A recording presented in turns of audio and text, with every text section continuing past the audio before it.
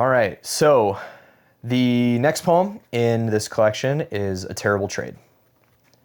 I sold my soul, a gem that was never mine, to a shady jeweler. What did I expect to get? Are you happy? Are you happy now? Are you lonely? I can tell. Admit it. You're hollow, an empty well, heartless, soulless, an empty vessel, and the snake pours in what he wants you to need. He only grows corrupting seeds that spawn evils like pride and greed. Are you happy? Are you happy now? Liar. I don't think so. You can't fool me. You're reaping bad fruit from a sick tree. It might be time for some pruning. It's weird going back and reading things that you've written, especially when they're really raw. This is a similar idea to the previous poem in that the first stanza is me and this idea of selling my soul to the devil. And, not that I literally did that or that's a part of my testimony, but if you subscribe to Christianity, one of the things that I think you have to come to grips with is that at the end of the day, everything that we think, believe, and do funnels into one of two buckets.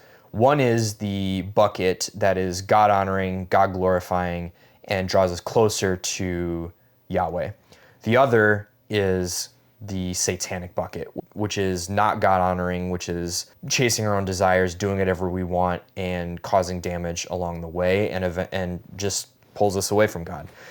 And so when we have this life and this soul that we've been given, which was not given to us by this guy, and instead was given to us by God, we, I think, have to contend that anything we do flows in those two directions, not in 1,000 other directions. And so when we talk in church culture about the idea of works, which is not, with works, what's tricky is God saves us by grace, but there's also a certain progression or trajectory that our life will start moving if we really are believing and following Jesus. And if we're just kind of paying lip service, there's a different trajectory that we will follow. So this imagery in the poem of, selling my soul to a shady jeweler and that the snake is pouring in, which is, a nod to Satan. This is kind of like Jesus calling me out saying, okay, you're saying that you're trying to build this life that has a good tree and that's where you're rooted in, but I'm not fooled because I see the fruit that's coming out of you.